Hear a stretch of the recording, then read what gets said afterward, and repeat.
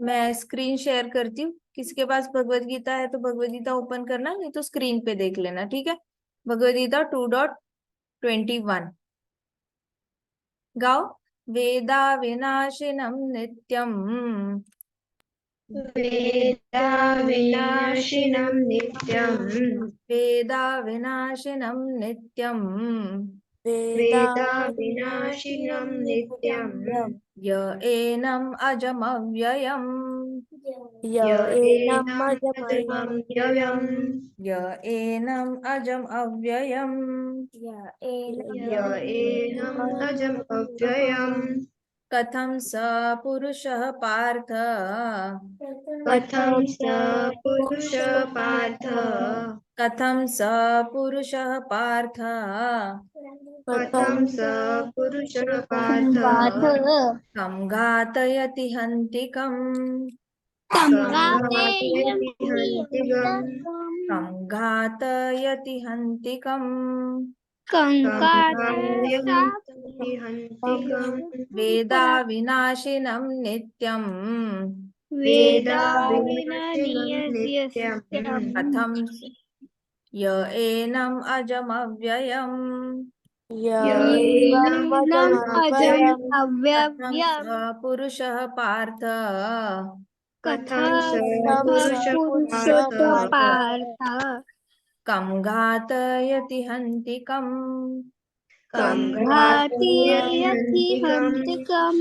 वेदा वेदा knows no अविनाशिनम, अविनाशिनम् indestructible, indestructible नित्यम नित्यम् always existing, always existing यह यः one who, one who annum annum this soul, this soul अजम अजम unborn, unborn अव्ययम अव्ययम् immutable, immutable कथम कथम how how सह सह that, हे जवळ गेले त्याला that. फक्त हलवण्यासाठी करते हरी असं. हरी unmute everybody. पुरुषः पुरुषः person, person पार्थ पार्थ ओ पार्थ, ओ पार्थ कम कं whom घातयति घातयति causes घातयति to hurt, to hurt हन्ति हाती kills, किल कम whom. ट्रांसलेशन बाय शिल प्रभुपाद। शिल प्रभुपाद की जय ओ पार्थ, जय।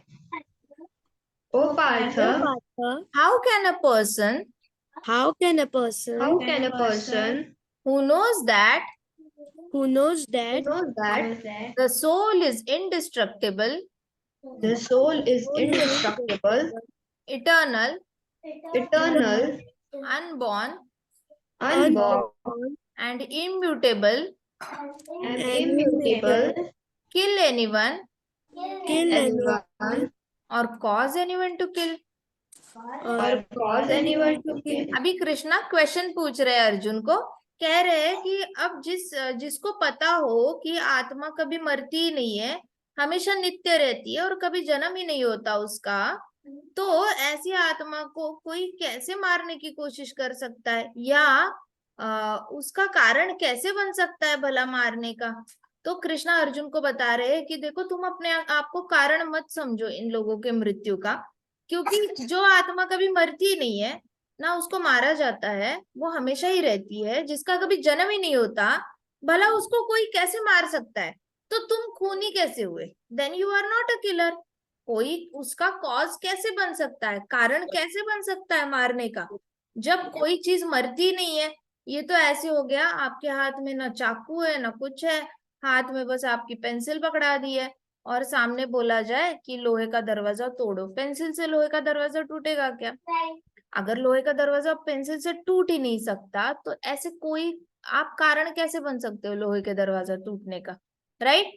तो वैसे ही कृष्णा कह रहे हैं अर्जुन को कि जो आत्मा कभी मरती नहीं है, इंडिस्ट्रक्टिबल है, जो आत्मा इटर्नल है, नित्य है, और जो आत्मा अनबॉर्न है, जिसका जन्म ही नहीं हुआ, उसका तुम कॉज, कोई भी कैसे कॉज बन सकता है, तुम तो छोड़ो, कोई और भी कैसे कारण बन सकता है उसको मारने का। तो आत्मा की 3 प्रॉपर्टीज दी है।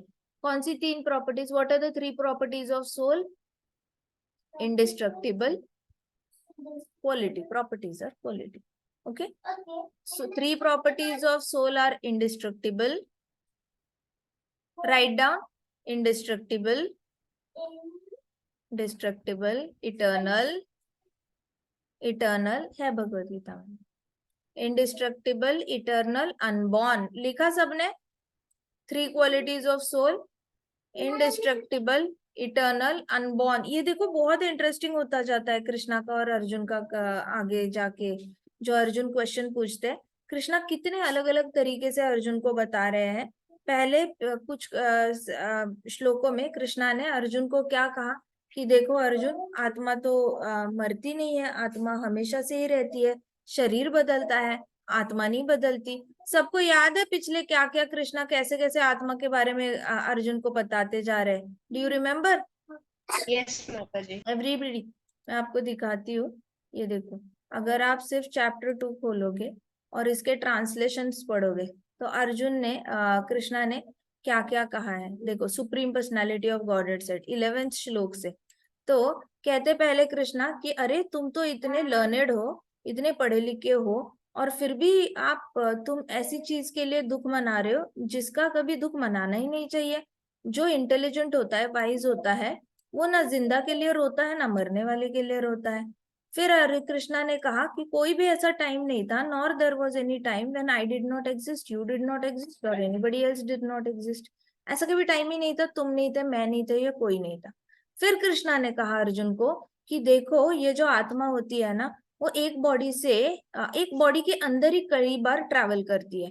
एक बॉडी से दूसरे बॉडी में ट्रैवल करने से पहले बचपन से लेके यूथ तक, यूथ से लेके ओल्ड एज तक, और मृत्यु के वक्त दूसरी बॉडी में ट्रैवल करके जाती है। अब जो सोबर पर्सन होता है ना, वो ये सब कुछ जान लेता है। तो कृष्णा ने आत्मा की जर्नी बताई है अर्जुन को पहले तो। फिर अर्जुन को बताया कि देखो, जो आत्मा की जर्नी है ना, वो उस पे रोने का कोई कारण नहीं बनता, क्योंकि आत्मा तो ट्रैवल कर रही है।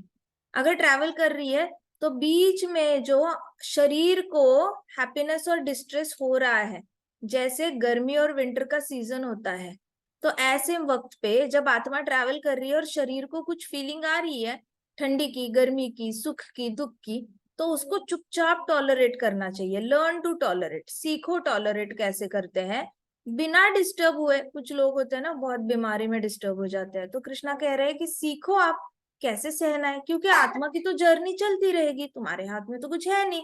आत्मा ने तो जर्नी करनी है, इस लाइफ में भी करनी है, और फिर ये बॉडी छोड़ के दूसरे बॉडी में भी जाना है। हर बॉडी में तुम्हें ठंड लगनी है, गर्मी लगनी है, सुख होना है, दुख होना है, तो बिना डिस्टर्ब किए टॉलरेट करना सीखो। फिर कृष्णा ने अर्जुन को कहा कि जो भी हैप्पीनेस और डिस्ट्रेस में स्टेडी रहता है ना, वो पक्का उसको मुक्ति मिल ही जाती है। एलिजिबल फॉर लिबरेशन, मतलब उसकी क्वालिफिकेशन हो जाती है मुक्ति पाने के लिए। जो सुख में और दुख में एक जैसा रहता है, मतलब उसको सिर्फ दिव्य आनंद एक्सपीरियंस होता है।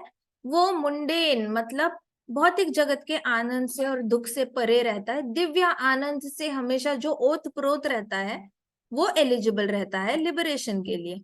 फिर कृष्णा ने कहा कि अरे देखो, ये बॉडी जो है वो तो नॉन एग्जिस्टेंस है, वो तो नाम के लिए है, और आत्मा जो है वो कभी नहीं बदलती, और शरीर हमेशा बदलता रहता है। तो दोनों का नेचर पढ़े लिखे लोगों ने स्टडी किया हुआ है। उसके बेसिस पे कृष्णा बताते हैं कि आत्मा पूरी बॉडी में छा चुकी होती है और कभी खत्म नहीं होती। बॉडी खत्म होती है लेकिन आत्मा खत्म नहीं होती। कोई भी आत्मा को डिस्ट्रॉय नहीं कर सकता। No one is able to destroy the imperishable soul.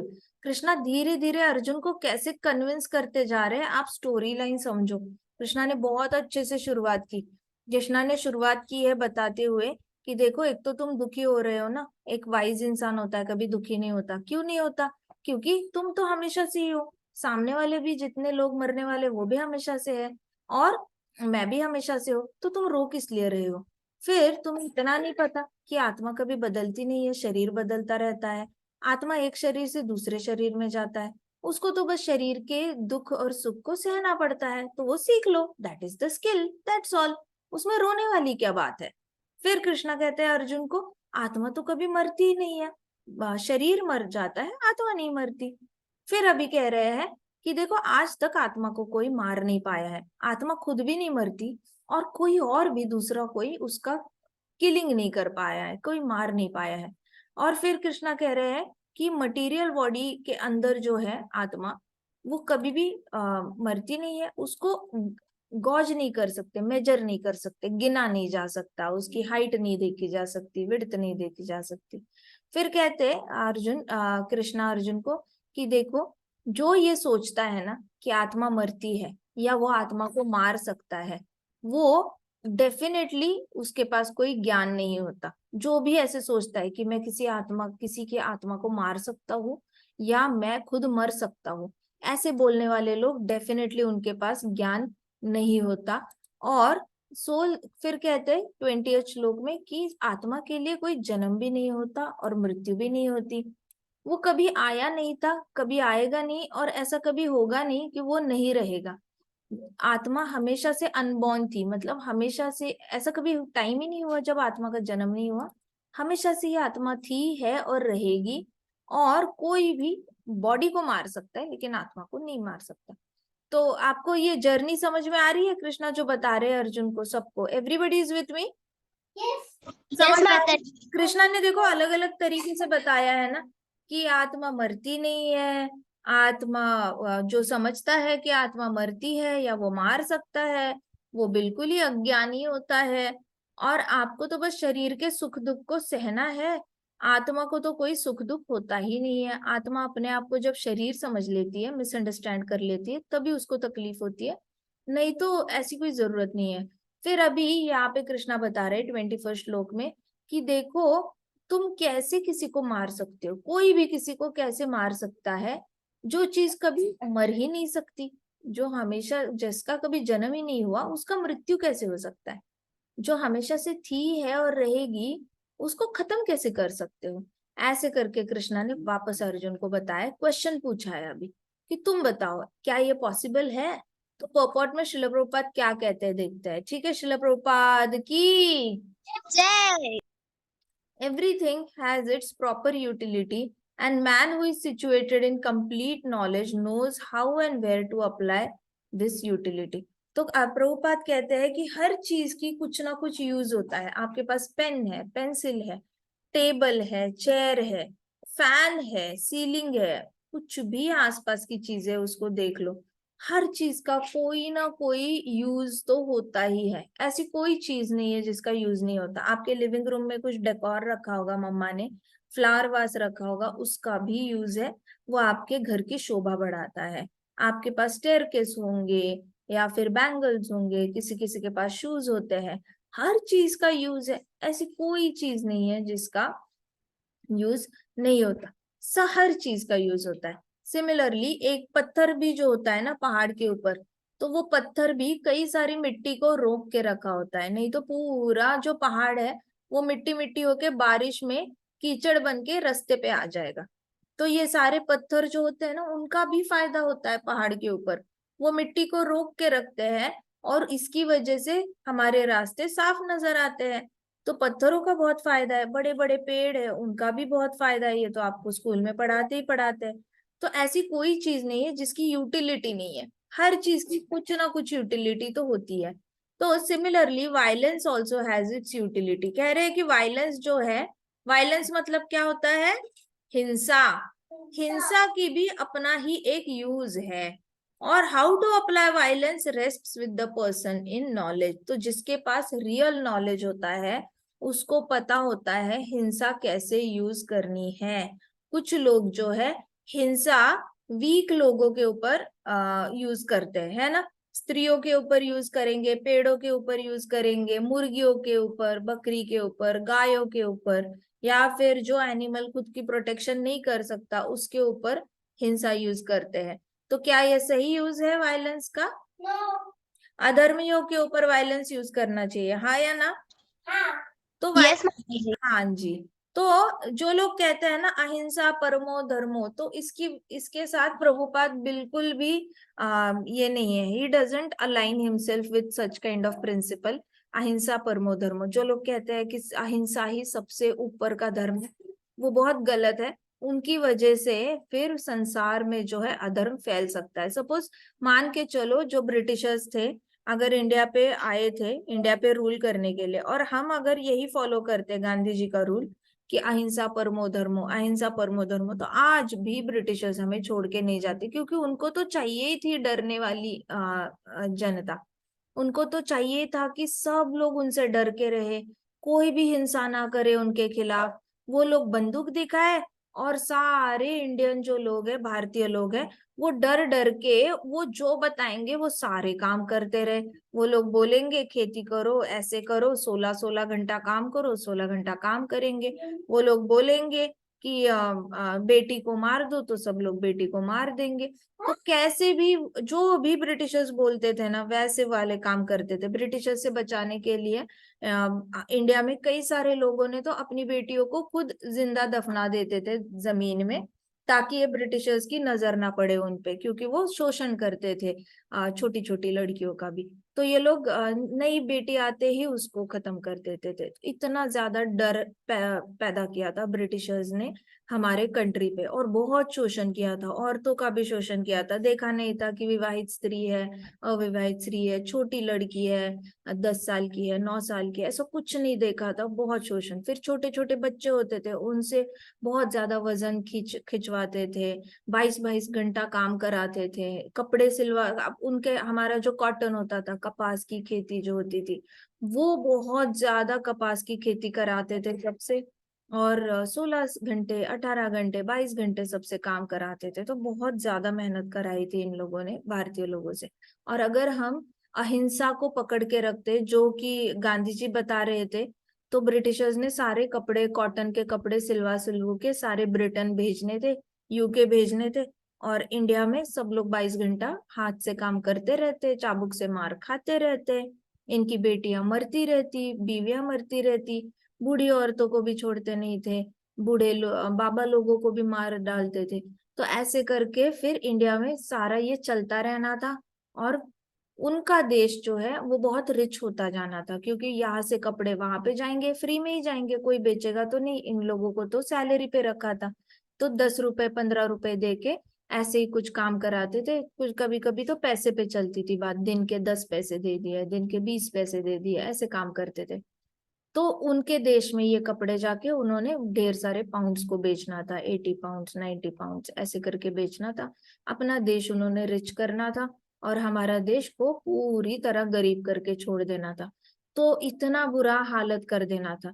तो ये जो लोग कहते हैं ना अहिंसा परमो धर्मो, गांधी जी की बात सही थी, ये बिल्कुल गलत बात है। शिल प्रभुपाद तो बिल्कुल भी इसको अग्री नहीं करते। और भगवत गीता में भी कहा गया है कि वायलेंस जो है उसकी भी यूटिलिटी होती है। आपके आसपास कोई भी चीज होती है, हर चीज की यूटिलिटी है। ऐसी कोई एक धागा नहीं है घर में जिसकी यूटिलिटी नहीं है, जिसका यूज नहीं है, कहीं ना कहीं तो उसका यूज होगा। वैसे ही हिंसा का भी यूज होता है आत्मरक्षण के लिए, खुद की रक्षण करने के लिए हिंसा यूज करनी पड़ती है, अधर्मियों के खिलाफ यूज करनी चाहिए। तो हिंसा का कहीं ना कहीं तो यूज होता है, लेकिन जिसके पास नॉलेज है, जिसके पास ज्ञान है, उसको पता है हिंसा का इस्तेमाल कैसे करना है। दुर्योधन जैसे लोग जिनको पता नहीं हिंसा का इस्तेमाल कैसे करना है, वो गलत जगह पर हिंसा का इस्तेमाल कर लेते हैं। जैसे स्कूल का कोई एक बच्चा है, एक बच्चे को बता दिया कि देखो बच्चा, ऐसे काम नहीं करना, गलत काम नहीं करना। आज बताया टीचर ने, नहीं सुना। दूसरे दिन टीचर ने बताया, फिर भी नहीं सुना। तीसरे दिन नहीं बताया फिर भी नहीं सुना। टीचर महीनों महीनों तक बता रही है, फिर भी बच्चा नहीं सुन रहा है। 2-3 महीने बाद फिर टीचर क्या करेगी, उसको एक थप्पड़ लगाएगी, या फिर अपने हाथ में जो स्केल है उससे मारेगी। तो तब लोगों को लगेगा देखो देखो स्कूल के टीचर कितने खराब है, हिंसा करते हैं। लेकिन अगर घर से ही बच्चे को सही शिक्षा नहीं मिल रही है, तो कभी तो टीचर को उस बच्चे पे हिंसा करनी पड़ेगी। नहीं तो ये बच्चा बाकी बच्चों बच्चों को बहुत ज्यादा मस्ती करने के लिए प्रवृत्त करेगा। तो टीचर को कभी कभी ऐसे स्टेप्स उठाने पड़ते हैं। फिर लोग टीचर को बुरा कहते हैं, लेकिन सच्चाई किसी को पता नहीं होती। कुछ कुछ बच्चे सच में 2-3 महीने से बहुत परेशान कर रहे होते हैं टीचर को। कहीं ना कहीं फिर हिंसा यूज करनी पड़ती है। तो टीचर को पता होता है कि हिंसा कब यूज करनी है और कब नहीं। आए दिन उठ के कोई भी टीचर हिंसा नहीं करती। आए दिन उठ के कोई भी माँ बाप हर रोज हिंसा नहीं करते बच्चों पे। कभी ना कभी जब बहुत ज्यादा हो जाता है, तो जिसके पास ज्ञान है वो हिंसा करेगा। जिसके पास ज्ञान नहीं है वो हर रोज हिंसा करेगा। और जिसके पास ज्ञान है वो बहुत ज्यादा धैर्य दिखाएगा दिखाएगा दिखाएगा। और जब उसको लगेगा कि कहीं ना कहीं झूठ का साथ दिया जा रहा है, कहीं ना कहीं बहुत ज्यादा बेईमानी हो रही है, मक्कारी हो रही है, तो वहां पे जैसे पृथु महाराज बेईमानी के खिलाफ और मक्कारी के खिलाफ पनिशमेंट देते थे, परीक्षित महाराज भी बेईमानी मक्कारी को बिल्कुल भी माफ नहीं करते थे। वैसे कहीं ना कहीं माता पिता या टीचर को हिंसा करनी पड़ती है। तो ऐसे लोगों को गलत नहीं समझा जाता।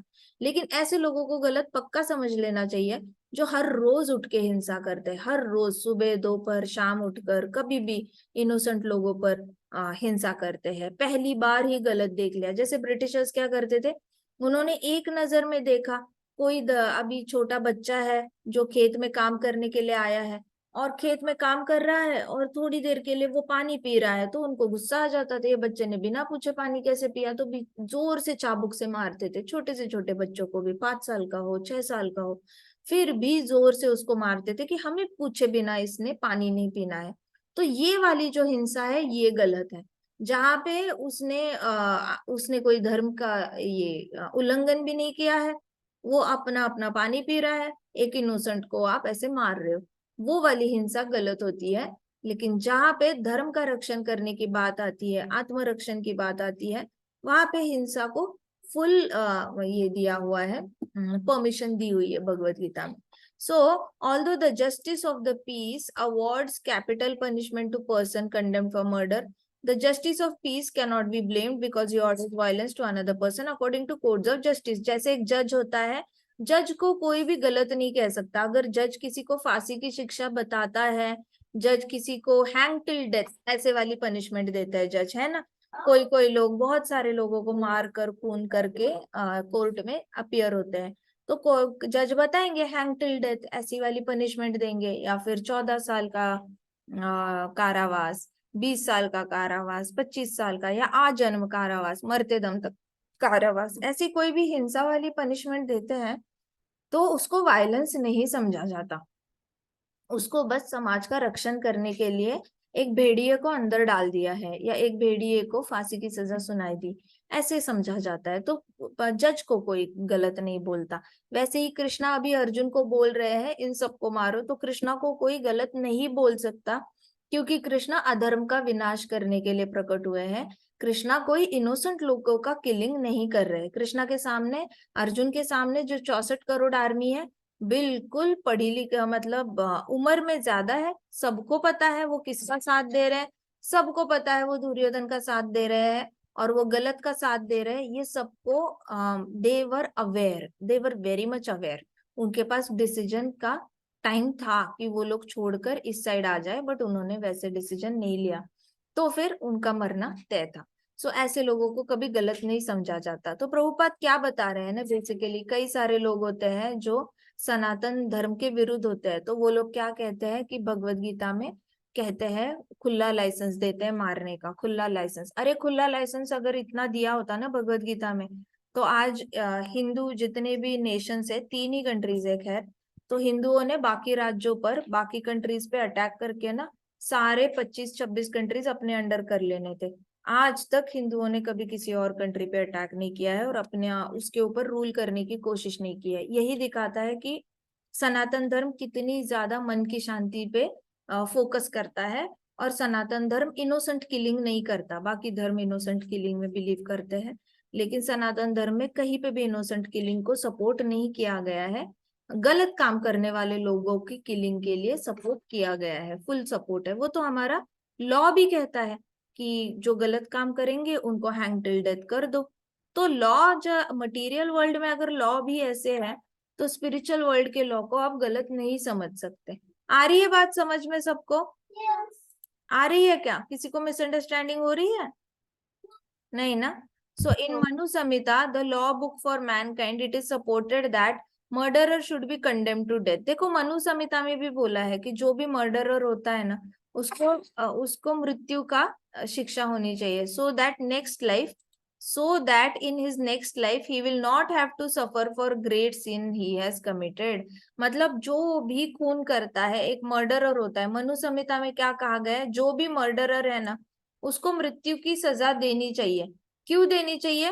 ताकि वो सजा काटने के बाद अगला जन्म जो है उसको इतना सीवियरली सफर नहीं करना पड़ेगा, क्योंकि उसने बहुत बड़ा पाप किया है किसी का खून करके। तो उसको जब मृत्यु की सजा दी जाती है, एक राजा देता है किसी को मृत्यु की सजा, मर्डरर को, या फिर हमारे जज, हाई कोर्ट के जज, सुप्रीम कोर्ट के जज, डिस्ट्रिक्ट कोर्ट के जज, ऐसे सारे जज जब कोर्ट देता है किसी को मृत्यु की सजा, क्योंकि उसने बहुत सारे लोगों का मर्डर किया होता है या एक का मर्डर किया होता है, तो उसके अगले जन्म की शिक्षा जो है वो कम हो जाती है अगले जन्म में। नहीं तो उसने बहुत सफर होना था, है ना, बहुत सफर होना था, तो उसकी वो सफरिंग कट जाती है अगर इस जन्म में ही उसको पनिशमेंट मिल जाती है। तो जब भी जिसको भी पनिशमेंट मिलती है, उससे समझ लेना चाहिए कि उसके अगले जन्म में उसको इतना सीवियर रिजल्ट नहीं आएगा जितना आना था पहले। तो मनु संहिता में ऐसे कहा गया है। Therefore, the king's punishment of hanging a murderer is actually beneficial. तो जो भी ऐसी शिक्षा देते हैं मर्डरर को मरने की, तो एक्चुअल में उस मर्डरर का भला हो रहा होता है, उसका अगला जन्म में जितना भी स्ट्रगल है वो कम हो रहा होता है। अगर मर्डरर जिंदा रहा तो क्या होगा? मर्डरर जिंदा रहा तो क्या होगा? और मर्डर होंगे, और पाप होंगे, और नेचुरली बुढ़ापे तक जिंदा रहा तो क्या होगा? और मारेगा। और बुढ़ापे के बाद अगर इतने लोग मारने के बाद अगर मरा, तो अगला जन्म में क्या होगा? वो उतनी बार मरेगा ना बुरी तरह, उसकी खुद की उतनी बार जन्म लेगा। उसने अगर 16 मर्डर किए हैं तो 16 जन्म लेके कोई और उसका मर्डर करेगा, चाहे वो माँ के पेट में ही कर दे, माँ के पेट से बाहर आने के बाद कर दे, कैसे भी हो उसका 16 बार मर्डर होगा। तो अगर एक बार ही मर्डर किया है और उसके लिए राजा अगर शिक्षा दे रहे हैं, तो अगला जन्म लेगा तो उसका मर्डर कितनी बारी होगा? हो सकता है एक बार भी ना हो। अगर 2 मर्डर करके उसको शिक्षा दी है कि हाँ इसको ये मृत्यु दंड दिया जाए, है ना, मरने का अगर पनिशमेंट दी 2 खून के बाद, तो अगले जन्म में उसका अगला जन्म होगा, लेकिन ओनली दैट टाइम ही will be killed. 2 times kill नहीं होगा, 1 टाइम ही किलिंग होगी। आई बात समझ में? तो वैसे उसकी पनिशमेंट कम हो जाती है अगर इस जन्म में उसको पनिश किया जाता है, इसलिए पनिश करना चाहिए। मनु संहिता में कहा गया है ये उसके फायदे में होता है। अगर आप पनिश करते हो ना, कोई खून करता है तो उसके फायदे में रहता है। आ रही है बात समझ में? Everybody is with me? सोए तो नहीं कोई? नो माता जी। So similarly, when Krishna orders fighting, it must be concluded that violence is for supreme justice. तो कृष्णा जब ऑर्डर कर रहे हैं फाइटिंग के लिए, तो वो किस लिए कर रहे हैं? Supreme justice. सुप्रीम जस्टिस मतलब हाईएस्ट लेवल ऑफ न्याय, सबसे टॉप मोस्ट न्याय जो है वो कृष्णा करा रहे हैं, और अर्जुन ने कृष्णा की ऑर्डर फॉलो करनी चाहिए। अगर हाईकोर्ट के जज बोलेंगे पुलिस वालों को जाओ इस अपराधी को फांसी की शिक्षा दे दो, तो वो पुलिस वाले जेलर को पकड़ाएंगे। जेलर ने तो अपना काम करना है, उसको फांसी दिलानी है। जेलर मना नहीं कर सकता, पुलिस मना नहीं कर सकते। वैसे ही एक बार कोर्ट से ऑर्डर आ गई, फॉलो करना चाहिए। वैसे अर्जुन ने कृष्णा की बात माननी चाहिए, क्योंकि कृष्णा क्या कर रहे हैं? सब बोलो, supreme justice. Krishna does justice. Justice. Krishna orders violence Krishna orders violence for supreme justice. लिखो सब, Krishna orders violence for supreme justice. For supreme justice. Krishna orders violence Krishna orders for violence supreme justice. Please write down. Krishna orders violence for supreme justice. Krishna orders violence For supreme justice. for supreme justice. Just like Just like court orders violence court orders violence for justice. for justice. लिखा? सबने लिखा? Krishna orders violence for supreme justice, For supreme justice. just like Just court orders orders violence for violence justice. for justice. For justice. लिखा सबने? सबको समझ में आ रहा है? अगर जज मृत्यु दंड देगा तो जज गलत है क्या? जज ने अगर मर्डरर को मृत्यु दंड दिया तो जज गलत है क्या? तो माता जी वैसे कृष्णा ने अगर पूरी आर्मी के लिए मृत्यु दंड डिक्लेयर कर दिया तो कृष्णा गलत हो गए? नहीं माता जी. तो नीचे लिखो कृष्णा इज इक्वल टू जज Krishna is is equal equal to supreme judge is equal to supreme judge.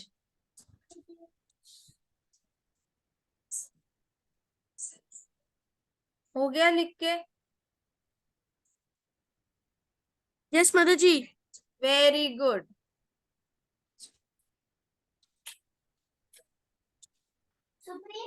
जज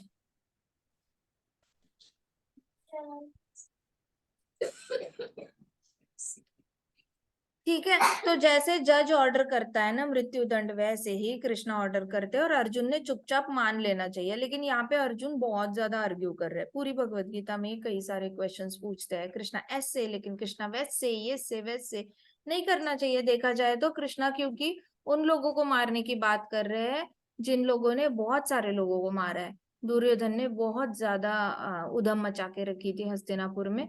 अब तो वो औरतों पे आया था, औरतों पे. और इसके बाद अगर दुर्योधन रहता राजा, कोई एक्शन नहीं लेते ना पांडव लेते ना कृष्ण लेते, तो दुर्योधन ने वही काम करने थे जो ब्रिटिशर्स ने किए थे. दुर्योधन ने सारी औरतों को ये करना था, गलत द्रौपदी की तरह अपमान करना था, फिर यंग लड़कियों पे आना था, फिर छोटे छोटे बच्चों को भी तंग करना था.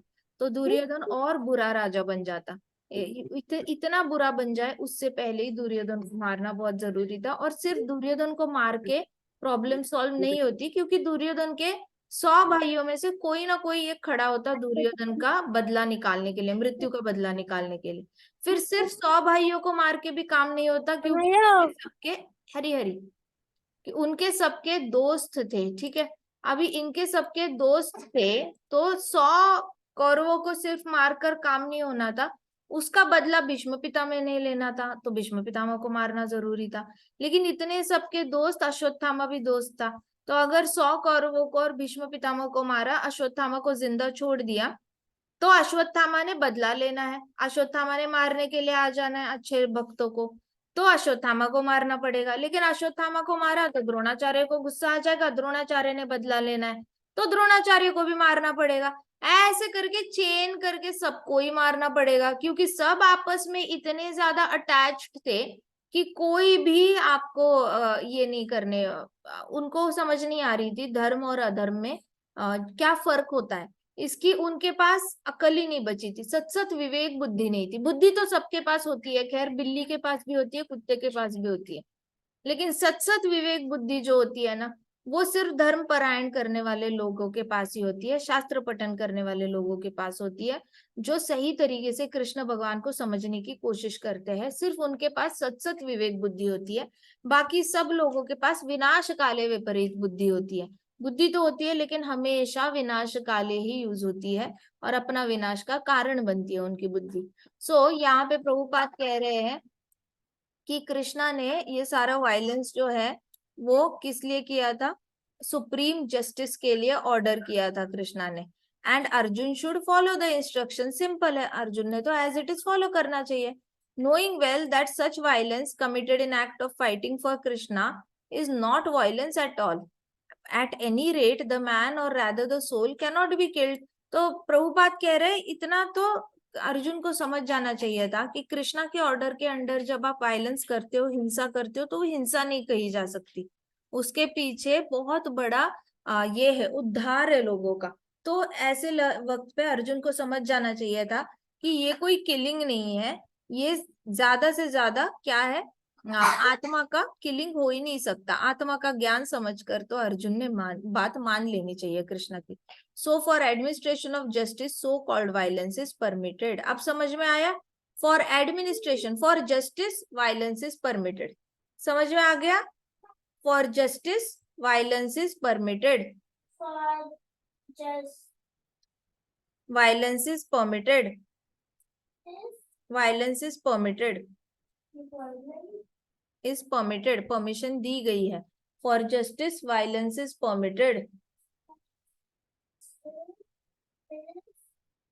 लिख रहे हो Veda, very good, for justice violence is permitted, good girl, violence is permitted. अभी प्रभुपाद कहते हैं a surgical operation is not meant to kill the patient but to cure him. एक ऑपरेशन होता है पेशेंट को मारने के लिए नहीं किया जाता। अभी कोई कहेगा ना ये वायलेंस कर रहा है डॉक्टर, चाकू यूज कर रहा है, नाइफ यूज कर रहा है, सीजर यूज कर रहा है, नीडल यूज कर रहा है और वायलेंस कर रहा है, तो वो उसको मूर्ख समझा जाएगा, क्योंकि डॉक्टर कभी वायलेंस नहीं करता, वो तो ठीक करते हैं डॉक्टर्स। तो सर्जिकल ऑपरेशन होता है वो पेशेंट को मार डालने के लिए नहीं किया जाता, हमेशा पेशेंट को ठीक करने के लिए किया जाता है। Therefore the fighting to be executed by Arjuna at the instruction of Krishna is with full knowledge, so there is no possibility of sinful reaction। तो कृष्णा जो भी कर रहे हैं वो फुल नॉलेज में कर रहे हैं, तो अर्जुन को पाप करने का डर नहीं लगना चाहिए, वो पापों के बाहर है, उसके ऊपर पाप लग नहीं सकता। Understood everybody? माता जी। आज के भगवत गीता क्लास हम यहीं पे समाप्त करते हैं। भगवत गीता की, शिला प्रभुपाद की जय श्री राधा श्याम सुंदर की, जय श्री कृष्ण बलराम की, जय वृंदावन धाम की, जय छोटे छोटे भक्तों की। जय हरे कृष्णा कृष्णा कृष्णा हरे हरे, हरे राम राम राम हरे हरे, हरे कृष्णा वासंकीर्तन यज्ञ की जय। जय।